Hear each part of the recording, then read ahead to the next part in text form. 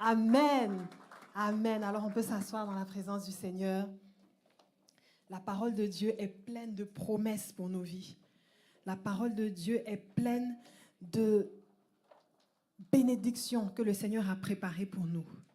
Et le Seigneur veut que nous puissions recevoir ces bénédictions. Le Seigneur veut que nous puissions manifester tout ce qu'il dit qu'il a préparé pour nous.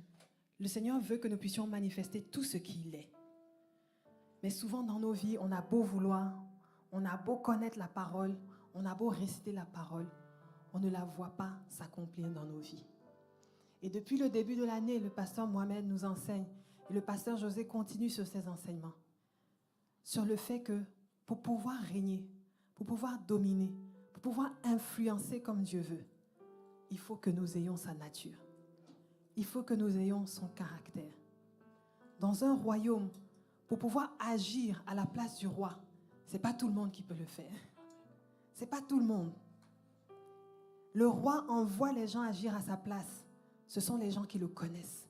Ce sont les gens qui vont prendre les décisions que lui prendrait s'il était là. Ce sont les gens qui, souvent c'est les gens de sa famille qu'il va envoyer.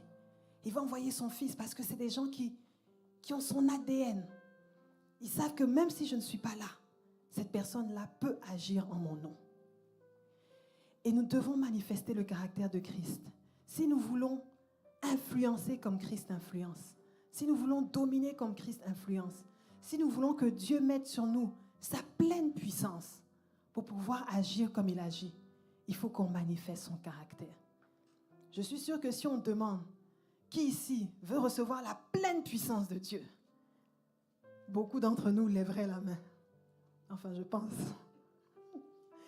Tu as toute la puissance, toute la provision, toute la disposition que Dieu a. Il te la donne. Mais s'il te la donne et que tu n'as pas son caractère, qu'est-ce que tu vas faire avec? Qu'est-ce que tu vas faire? Est-ce que tu vas utiliser pour écraser les gens? Est-ce que tu vas utiliser pour manifester comment tu es grand et comment tout le monde doit te servir? Est-ce que tu vas utiliser pour faire du bien, pour restaurer, pour sauver les gens? Et le Seigneur a mis en nous toute sa puissance. Il nous a donné la capacité. Il dit à tous ceux qui ont cru, il a donné le pouvoir de devenir enfants de Dieu. Donc toute sa nature, tout ce qu'il est, on est capable de l'être.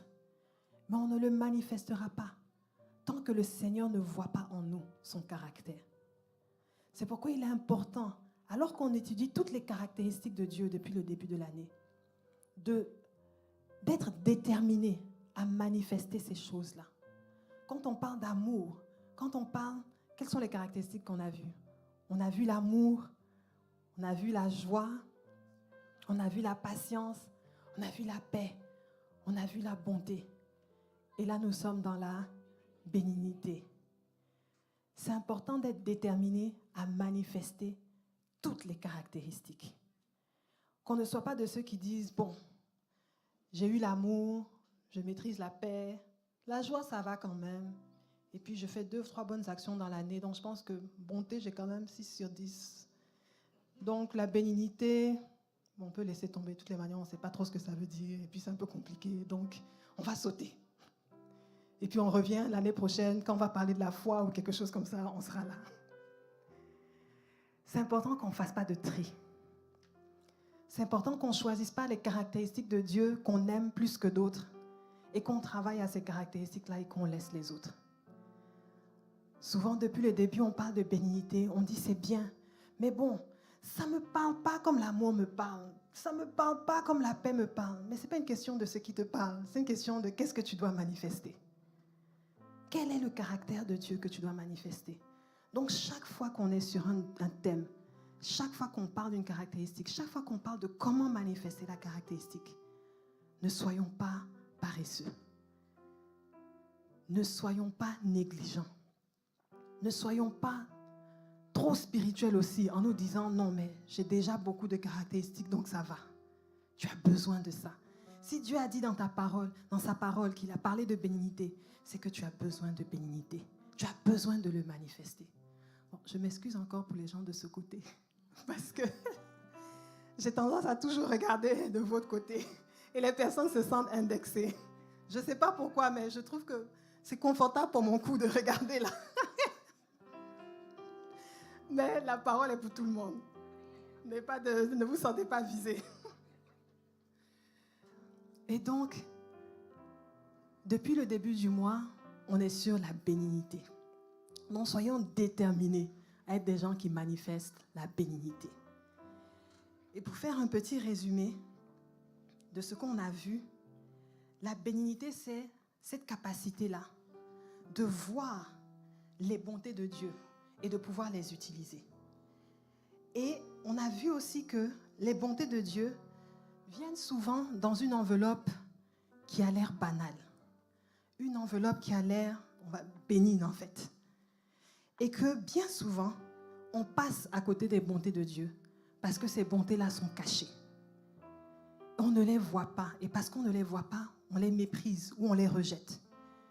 Et il y a des fois des circonstances, des situations, des personnes que Dieu met sous notre chemin qui sont des opportunités, des clés pour nous, qui sont des déclencheurs de bénédiction pour nous. Mais on passe à côté de ça parce que justement, il nous manque cette capacité de bénignité.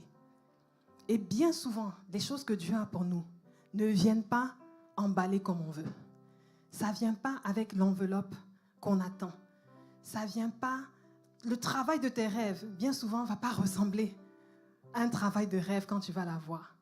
La personne qui est la clé de ta bénédiction ne va pas ressembler à une personne que toi tu admires ou à laquelle tu rêves.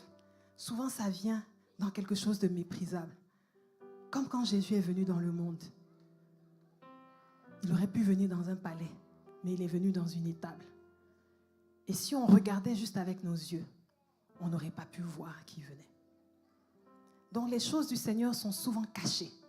Les promesses sont souvent cachées.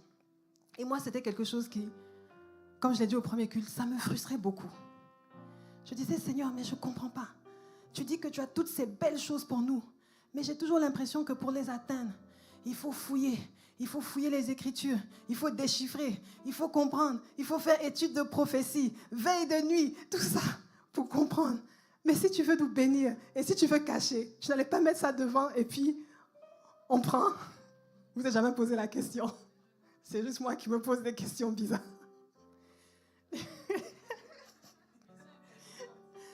Mais moi, je me posais sincèrement cette question. Et puis le Seigneur m'a dit, imagine, je prenais tout ton héritage, tout ce qui est à toi, bénédiction, prospérité, talent, tout ce que j'ai réservé pour mes enfants, tout ce qu'il y a de bon. Et puis j'emballe ça dans un beau cadeau. Et puis je mets ton nom dessus. Pour Junior, on va dire. Talent extraordinaire. Don de prophétie. Prospérité. Tout ce qui touche évolue. Don de prédication. Dès qu'il parle, tout le monde est convaincu. Santé divine. Tout ça là, emballé. Et puis je dépose au milieu de la rue. C'est sûr, Junior va le voir tout de suite. Mais vous savez qui d'autre va voir? Tout le monde. Et vous savez qui est parmi tout le monde? L'ennemi de Junior, le diable. Et le Seigneur m'a dit, si tout est révélé, tout ce qui est en toi, tout ton héritage est là déposé, le diable va voir. Et quand quelqu'un va à un trésor, qu'est-ce qui se passe? Il y a une chasse au trésor. Et le Seigneur m'a dit, malheureusement, tu n'es pas la plus rapide. Tu n'es pas la plus intelligente non plus. Donc, il y a de fortes chances que dans la chasse au trésor, ce n'est pas toi qui arrives en premier. Et il y a de fortes chances que ton ennemi arrive à ton trésor avant toi, si on le met sur la place publique. Par contre, si je le cache dans un endroit où seul moi et les personnes de mon royaume peuvent accéder, dans un endroit où le code pour arriver là-bas, je le cache dans un livre que seuls mes élus peuvent comprendre, ou bien ont le désir, de lire. Là, tu peux être sûr que ton trésor, il n'y a que toi qui vas l'accéder. Il ne sera pas volé. Il ne sera pas accessible. Alors quand tu entends que les bénédictions du Seigneur sont cachées, il ne faut pas te frustrer. Demande juste au Seigneur, Seigneur, comment je fais pour y arriver? Tu as tout mis dans ta parole. Tu as tout donné des principes. Tous les principes que Dieu, le Seigneur, vous donne, c'est la carte au trésor. C'est la carte au trésor qu'il vous donne. Donc on a juste à demander à Dieu, Seigneur, montre-moi comment je vais arriver là-bas. Et la bénignité, c'est cette capacité-là, on va dire, de lire la carte pour pouvoir arriver au trésor que Dieu te donne. Amen.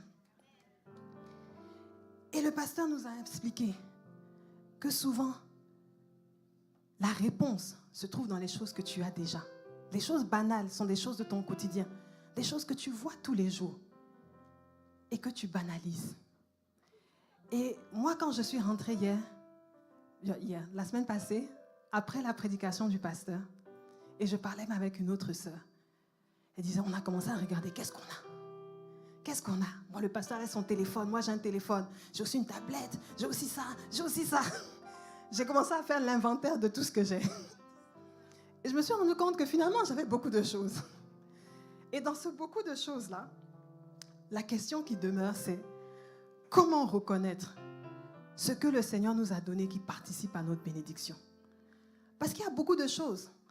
Et les choses banales, il y en a encore plus. Et parce qu'elles sont banales, on ne les remarque même pas. Alors comment remarquer, parmi la multitude de choses, qu'est-ce qui appartient à notre bonheur? Qu'est-ce qui appartient à la bonté de Dieu pour nos vies? Amen. Et aujourd'hui, on va voir quelques principes pour nous aider à discerner parmi la multitude de choses, la multitude de situations, la multitude de personnes. Quelles sont ces choses banales que Dieu a préparées pour nous? Et pour cela, on va prendre l'exemple des disciples. Au tout début du mois, quand on parlait de la bénignité, le pasteur Mohamed a commencé par nous raconter ou par nous faire étudier, j'allais dire, une histoire de la Bible. C'est une histoire que tout le monde connaît, celle des 5 pains et des 2 poissons. Et c'est une histoire qui nous montre vraiment la bénignité de Dieu. Mais on va voir dans cette histoire comment les disciples ont manifesté certaines caractéristiques qui leur ont permis de voir ce que Dieu avait préparé. Parce que souvent, nous, on aime se plaindre au Seigneur. On dit, Seigneur, tu dis que tu as préparé des choses, mais je ne vois pas. Ou des fois, je vois, des fois, je ne vois pas.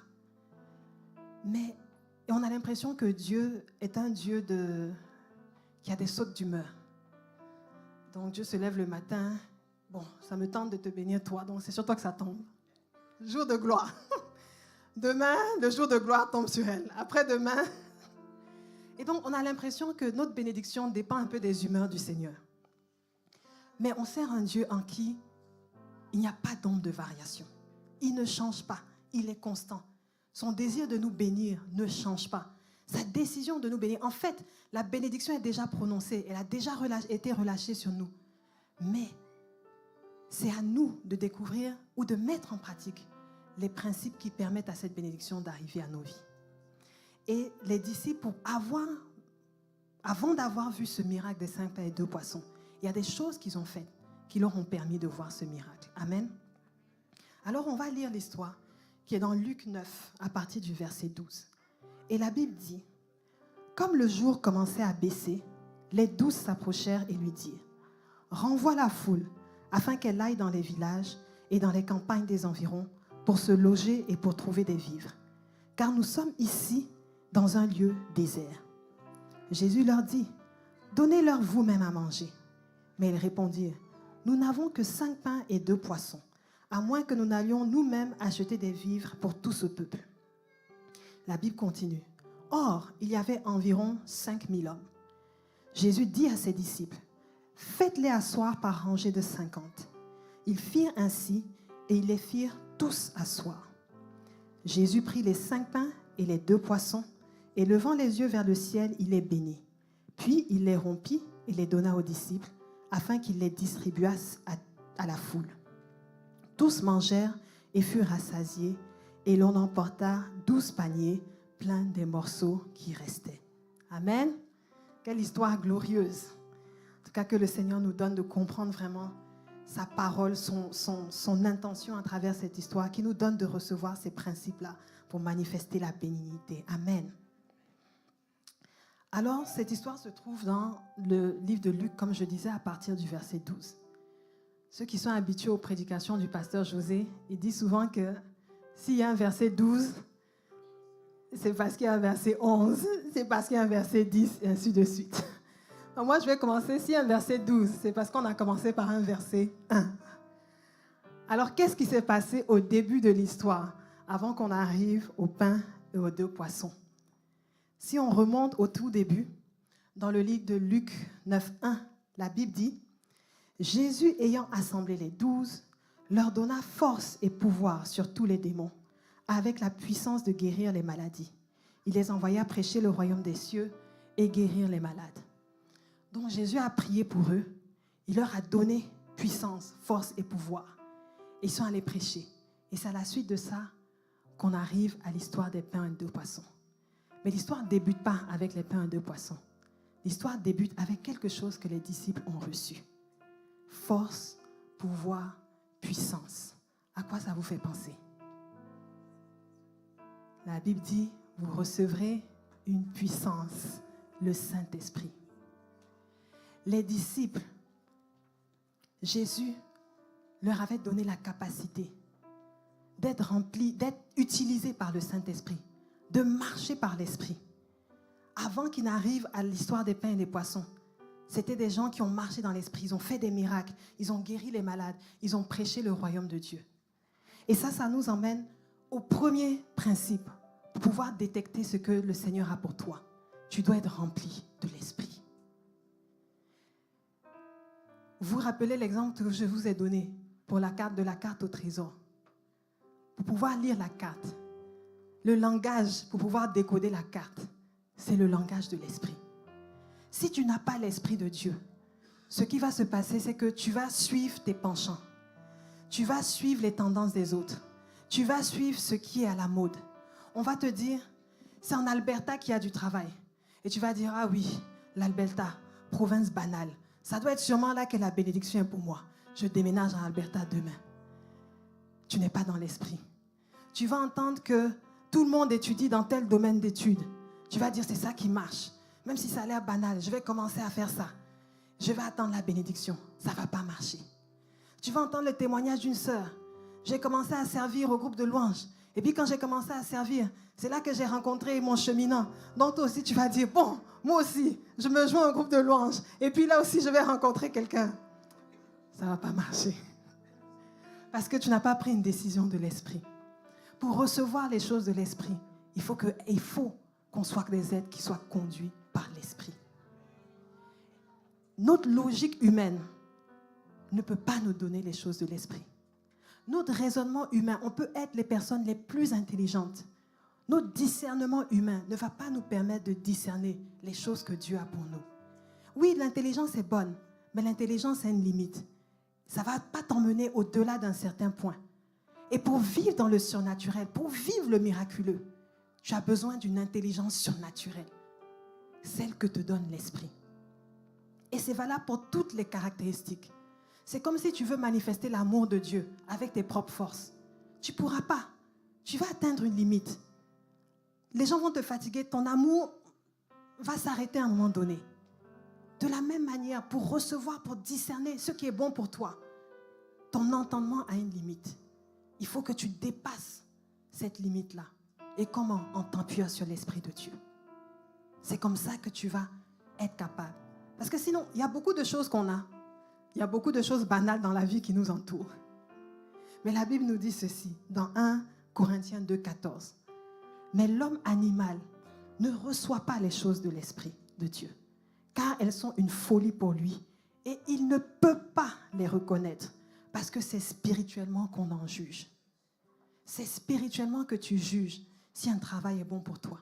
C'est spirituellement que tu juges dans quoi tu dois servir le Seigneur. C'est spirituellement que tu juges avec qui tu dois cheminer. C'est spirituellement que tu juges avec qui tu dois t'engager. Ne signe pas un papier sans prière. Ne t'engage pas quelque part sans prière. Ne commence pas à cheminer avec quelqu'un sans prière. Ne déménage pas sans prière. Ne change pas de ville sans prière. On prend trop de décisions en comptant sur toutes sortes de choses, sauf le Seigneur. Et pourtant, quand tu regardes, la vie même est imprévisible. Si quelqu'un en 2019 avait fait ses calculs sur comment l'économie allait évoluer, comment la société allait tourner, en 2020, tous les calculs étaient faussés. Tout le monde se regardait et disait, on ne sait même pas quoi faire. Mais vous saviez qu'il n'était pas surpris? L'Esprit du Seigneur. Dieu n'était pas surpris. Et ceux qui ont pris des décisions avec lui se sont retrouvés, n'ont pas été ébranlés. Amen. Alors soyons des personnes spirituelles. C'est la base de toute chose. C'est la base pour manifester le caractère de Christ. C'est la base pour être capable de discerner ce que le Seigneur a préparé pour nous. Le deuxième principe, c'est être rempli d'amour. Quand on continue dans l'histoire, dans Luc 9 au verset 12, la Bible dit, comme le jour commençait à baisser, les 12 s'approchèrent et lui dirent, renvoie la foule afin qu'elle aille dans les villages et dans les campagnes des environs pour se loger et pour trouver des vivres, car nous sommes ici dans un lieu désert. Donc en fait, tout ça a commencé aussi le miracle quand les disciples se sont rendus compte que la foule a faim. Les gens ont faim, on a prêché la parole de Dieu, la nuit tombe, ils n'ont pas de quoi manger. Et ils ont pensé à une solution. C'était peut-être pas la meilleure solution, mais au moins ils ont pensé à une solution. Ils se sont dit, on va les renvoyer au village, ils vont se trouver de quoi manger, ils vont se trouver de quoi se loger. Mais ils pensaient quand même à la foule. Ils auraient pu dire, bon, nous on va se mettre dans un coin, on va aller manger discrètement, ou bien on va se chercher, et puis après on va revenir. Ou ils auraient pu se dire, de toutes les manières, on est là pour faire le ministère, on est là pour écouter la parole de Dieu, on va prêcher, même s'ils ont faim, ce n'est pas notre problème. On les nourrit spirituellement. Mais ils n'ont pas pensé à ça. Ils se sont dit, la foule a faim. Quelle est la solution? Et pour pouvoir recevoir ce que Dieu a préparé pour nous, un moyen d'accélérer cela, c'est lorsque ce que Dieu a préparé pour nous, on l'utilise pour être une bénédiction pour d'autres personnes. Ce n'est pas que Dieu ne veut pas te bénir. Dieu veut te bénir. Mais si par ta bénédiction, d'autres personnes peuvent être bénies, Dieu est encore plus content. Alors quand tu cherches, Seigneur, qu'est-ce que tu as pour moi? Quelles sont les choses cachées? Quel est l'héritage caché que je ne vois pas? Rajoute à ça, Seigneur, comment cet héritage puisse bénéficier à d'autres. Comment cet héritage pourra faire du bien à d'autres personnes. Quel que soit le type d'héritage que tu cherches, quel que soit le type de bénédiction que tu cherches, quelque part, cette bénédiction peut faire du bien à quelqu'un. Le travail que tu cherches peut faire du bien à quelqu'un. L'onction que tu cherches peut faire du bien à quelqu'un. La guérison que tu cherches peut faire du bien à quelqu'un. La délivrance que tu cherches peut faire du bien à quelqu'un. Le mariage que tu cherches peut faire du bien à quelqu'un. Demande-toi toujours, lorsque je cherche mon trésor, comment est-ce que je vais utiliser mon trésor pour faire du bien? Ce n'est pas grave si tu n'as pas la réponse parfaite, mais manifeste au moins le désir. Parce que Dieu va ajouter à ça. Et l'amour, c'est aussi aimer tout ce que Dieu met à ta disposition. Parce que des fois, comme on a dit, la semence vient. Elle est banale. C'est quelque chose qu'on ne considère pas. Mais si tu n'aimes pas cette semence-là, tu ne vas pas être capable de la reconnaître comme semence. Parce que c'est quand on aime quelque chose qu'on peut le valoriser. J'ai donné l'exemple au premier culte. Si vous réalisez des fois que les bébés, par exemple, ce sont des êtres humains, quand tu regardes, ils sont, je ne vais pas être méchante, mais ils sont un peu inutiles. Non, dans le sens que un bébé ne parle pas. Il ne travaille pas. Il ne t'aide pas à faire le ménage. Il fait rien. En fait, il ne fait rien, il ne contribue à rien. Tout ce qu'il fait, c'est prendre. Tu le nourris. Oui, c'est important. Tu le nourris, tu le changes, tu fais tout. Mais il ne t'amène rien de ce que le monde cherche, on va dire. Mais pour celui qui aime le bébé, ce n'est pas un problème. Parce que derrière cet être, on va dire inutile, lui, il voit tout ce que le bébé peut être. Le bébé n'a pas de conversation avec toi. Mais quand il fait « Ah », tu es content et puis tu applaudis. Il a fait « Ah ». Parce que derrière le « Ah », toi, tu vois tout ce qui vient avec. Tu vois les conversations que vous aurez un jour. Tu vois les choses qu'il va t'expliquer un jour. Celui qui n'aime pas les enfants va se retrouver à maltraiter le bébé. Parce qu'il ne l'aime pas. Il ne voit pas tout le potentiel qu'il a. Mais la personne qui aime, elle voit. Elle voit que derrière cette tête qui n'est pas capable de marcher, qui n'est pas capable de faire ses besoins tout seul, qui n'est pas capable de t'aider, il y a un grand potentiel. Et je vais nourrir ce potentiel. Je vais prendre soin de ce potentiel jusqu'à ce que tout ce qui était déposé ressorte. Amen. Mais tout ça pourquoi? Parce qu'on aime le bébé. Et Dieu met beaucoup de personnes autour de nous. Il met beaucoup de situations autour de nous qui ont des grands potentiels, mais qu'on ne voit pas parce qu'on n'aime pas. Lorsqu'on est rempli d'amour, tu peux voir. Et donc, il faut qu'on apprenne à aimer. Tes collègues de travail te fatiguent, aime-les. Ton travail même en lui-même te fatigue, aime-les. Ton église te fatigue, aime ton église. Ton département te fatigue, aime ton département. Ton frère, ta soeur en Christ te fatigue, aime-les. Le pays où tu habites te fatigue, aime le pays. Des fois, on prie, on dit, on veut les meilleurs fruits du pays. Tout ce qui sort de bon du pays, je veux. Mais après, on dit, il n'y a rien de bon dans ce pays. Tout le monde est bizarre dans ce pays. Trop de taxes, trop de tout. Après, on se plaint, on dit au Seigneur, Seigneur, je veux le meilleur. Mais le Seigneur dit, mais tu viens de dire qu'il n'y a rien de bon. D'où va sortir le meilleur? Donc, aime. Aime les choses autour de toi. Aime les personnes autour de toi. Et tu vas voir que naturellement, tout le potentiel qu'il y a, toute la semence qu'il y a, tout ce qu'il y a de bon en eux, tu vas être capable de le voir. Tant que tu n'aimes pas, tu vas même faire des prières, tu vas faire des jeûnes, tu vas regarder, tu ne vas pas être capable de voir. Mais une fois que tu es rempli d'amour, l'amour croit tout, espère tout, tu vas commencer à voir des choses que tes yeux naturels ne voyaient pas. La troisième chose, il faut être rempli de reconnaissance et de vision. Et quand je dis reconnaissance, c'est dans le sens de reconnaître que Dieu a placé une semence dans ta vie. Dieu a placé quelque chose, même si ça a l'air banal. La semence est là. Quand on lit l'histoire des 5 pains et des 2 poissons, je vous ai lu la version dans Luc, mais je vais vous lire l'histoire telle que racontée par l'apôtre Jean.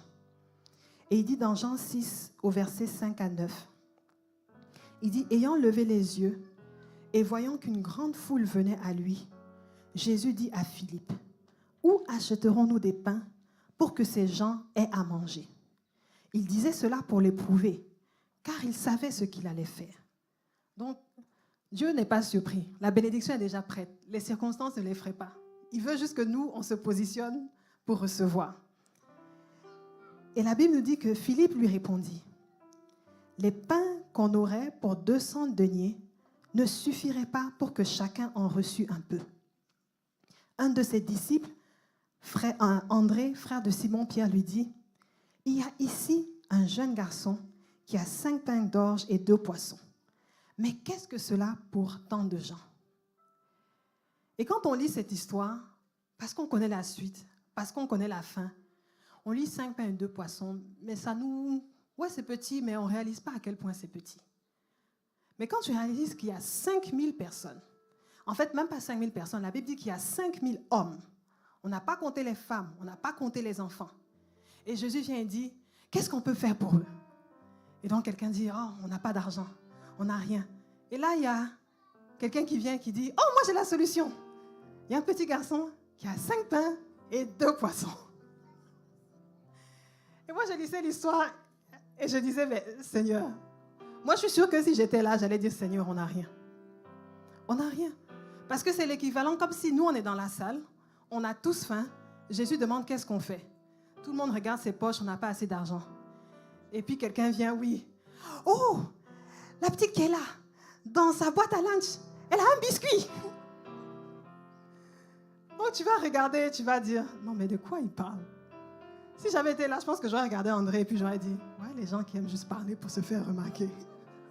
Qu'est-ce qu'on va faire avec un biscuit? Qu'est-ce qu'on va faire avec 5 pains et 2 poissons pour nourrir toute une foule? Mais André avait compris quelque chose. Il y a toujours une semence quelque part.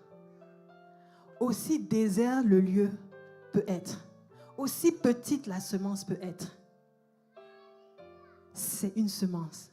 Et s'il y a une semence, on peut l'utiliser pour semer. Il n'y a aucune semence qui n'est pas utilisable. Il n'y a aucune semence qui est trop petite pour produire du fruit.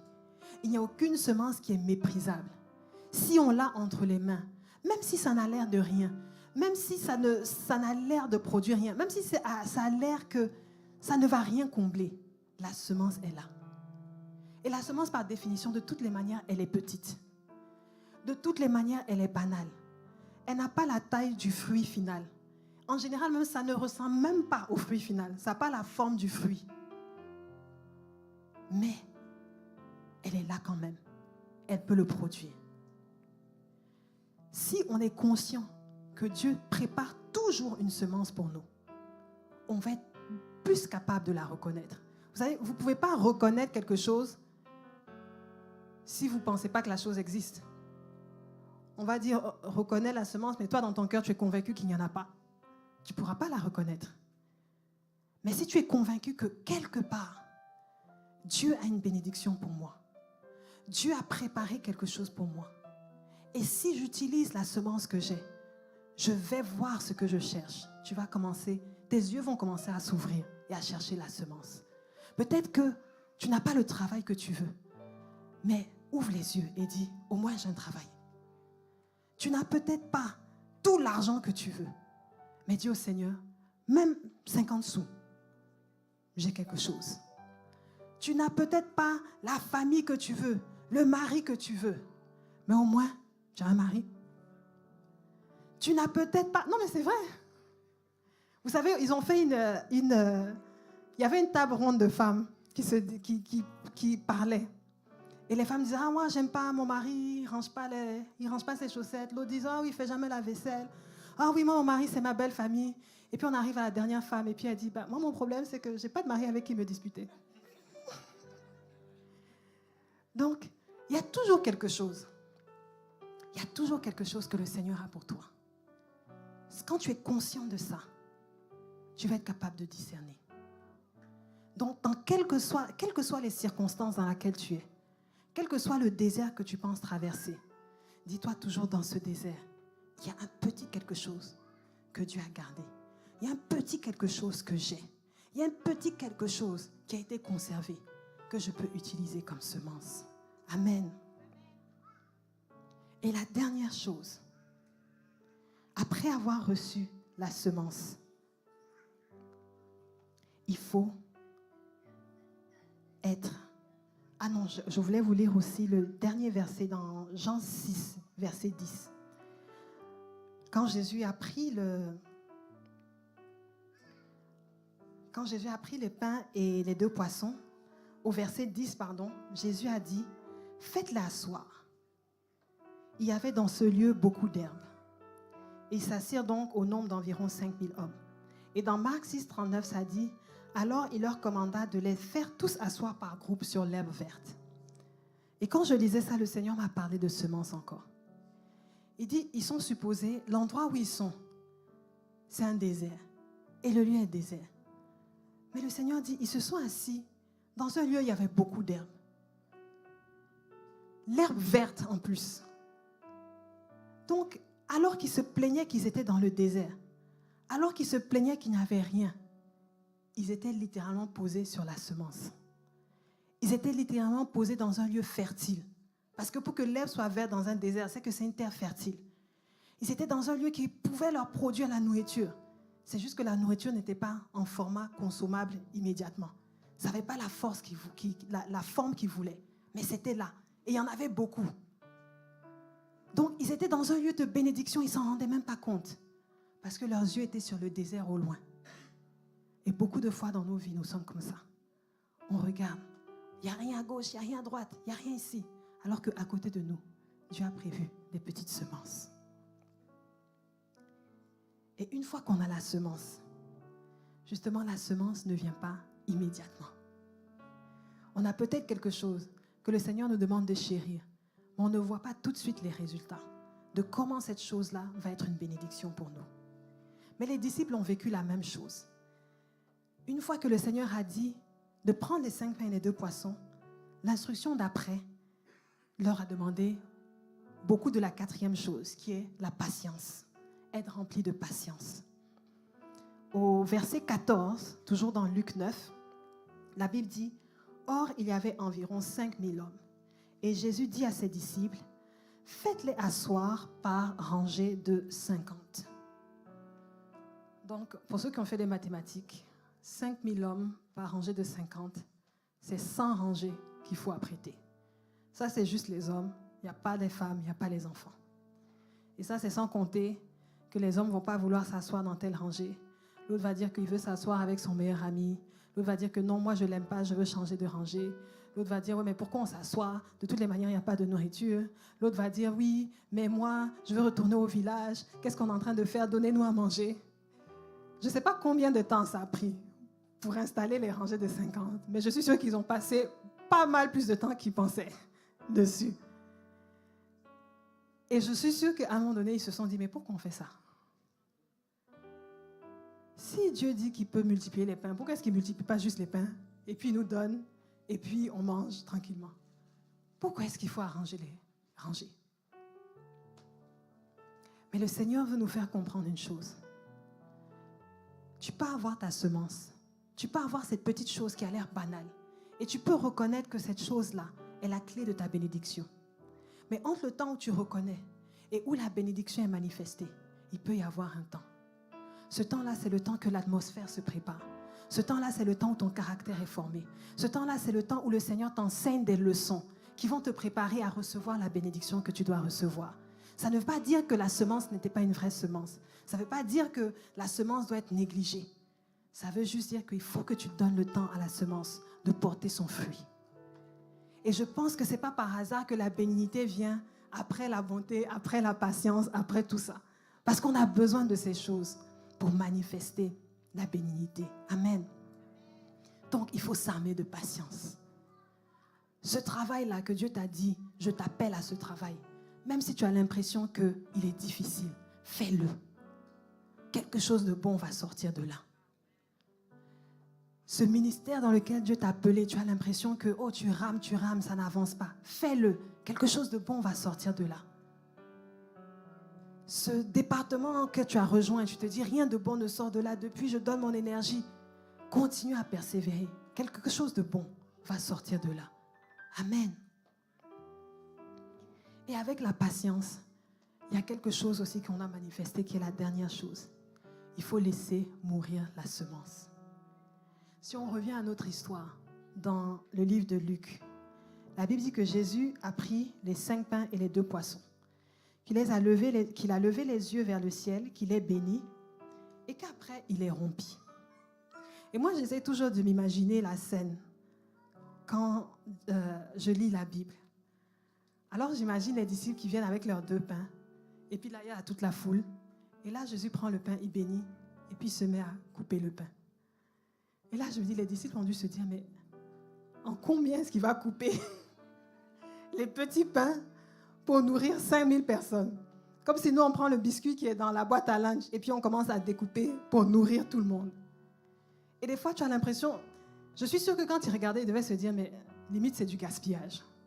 Parce que peut-être qu'on aurait mieux fait de donner, laisser le petit garçon manger son pain, nous autres, on se débrouille, ou peut-être le partageant entre 2-3 personnes. Mais commencer à essayer de nourrir 5000, limite, tu gaspilles la semence. Mais quand vous regardez, et Jésus dit qu'il prend le pain, il le rompit, il leva les yeux, ça ne vous fait pas penser à quelque chose? La Sainte Seine, où Jésus donne son corps.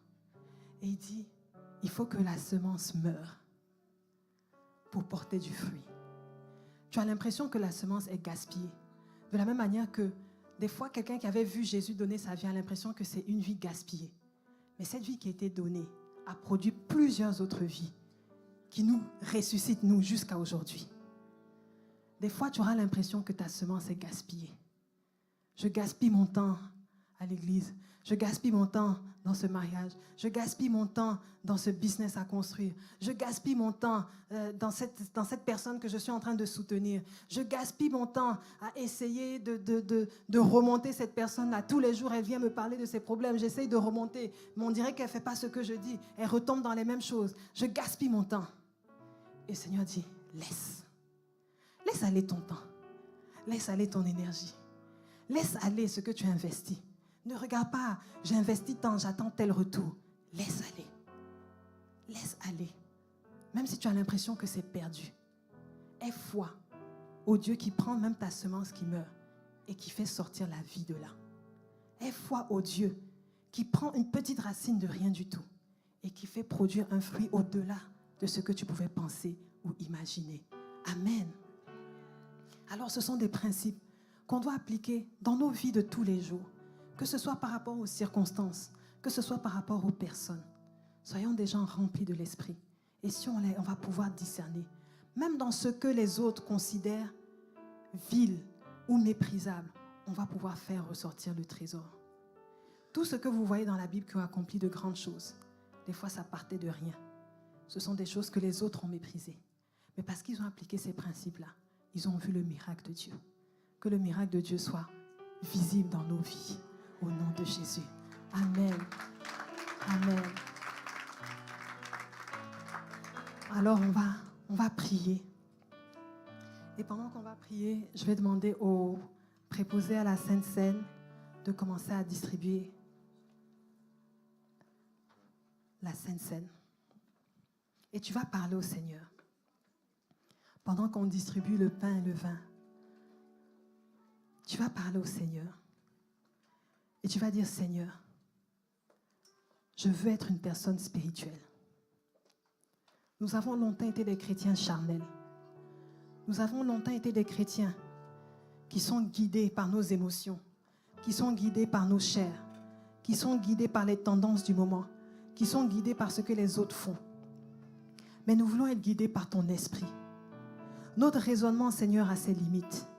Notre intelligence a ses limites. Nos capacités ont leurs limites. Nous voulons dépendre de toi et de toi seul. Nous ne voulons pas être sages à nos propres yeux. Seigneur, remplis-nous.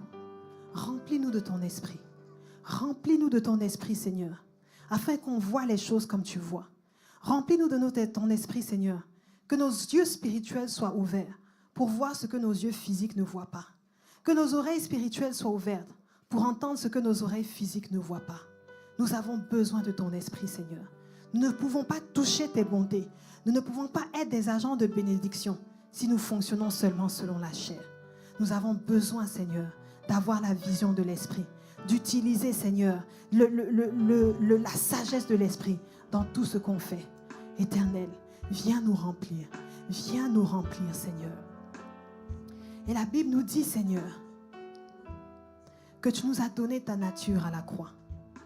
Et lorsque nous prenons cette Sainte Seine, Papa, nous voulons nous remémorer, nous voulons déclarer que nous ne sommes plus des hommes naturels, nous ne sommes plus des hommes charnels, mais que nous sommes devenus des personnes spirituelles qui pensent selon l'esprit et qui agissent selon l'esprit. Alors que nous prenons ce pain,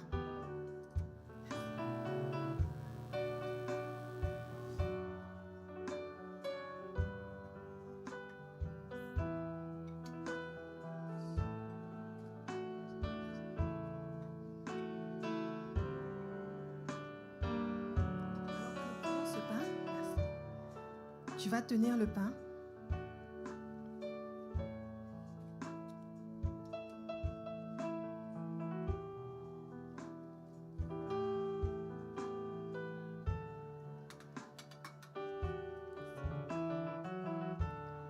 Et tu vas parler au Seigneur. Et tu vas dire, Seigneur Jésus, par le sacrifice de la croix, j'ai reçu une nouvelle nature. Je ne suis plus une personne charnelle pour vivre selon la chair et ses désirs. Je ne suis plus une personne naturelle, emportée par tout vent de doctrine. Je suis maintenant une personne spirituelle. Et si je l'avais oublié, par cette Sainte Seine, je veux parler à mon âme, je veux parler à mon esprit, je veux parler à mon être entier et dire, nous sommes dirigés par l'esprit. Il n'y a rien d'autre qui nous dirige que l'Esprit de Dieu. À travers cette Sainte Seine, je reçois la capacité de discerner les choses de l'Esprit, de reconnaître ce que l'Esprit de Dieu a préparé pour moi et de les saisir au nom de Jésus. Cette Sainte Seine-là réveille la nature spirituelle en moi et lui permet de dominer au-delà de toute chose. Au nom de Jésus, mangeons.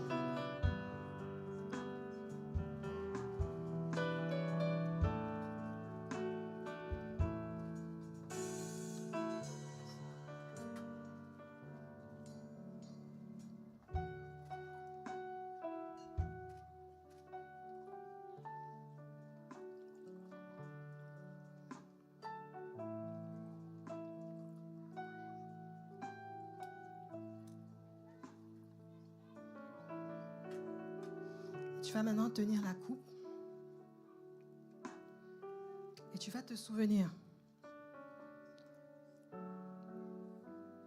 que le Seigneur Jésus a versé son sang à la croix pour toi et que dans son sang, il y a ses sentiments. Et tu vas dire au Seigneur, à travers cette Sainte Seine, je reçois les sentiments de Christ. Je reçois l'amour de Christ. Je reçois la patience de Christ. Je reçois la paix de Christ. La capacité de valoriser même les choses banales, même les personnes méprisables. Je ne vais plus laisser le monde dicter mes valeurs, le monde dicter ce que j'aime, ce que j'apprécie, ce que je valorise. Mais en toute chose, l'Esprit de Dieu en moi va me permettre de toujours manifester l'amour, toujours manifester la bonté, toujours manifester la patience, qui vont me permettre de voir les semences que le Seigneur m'a données être utilisées et produire un fruit au-delà de ce que je peux penser ou imaginer. Amen. Nous pouvons boire.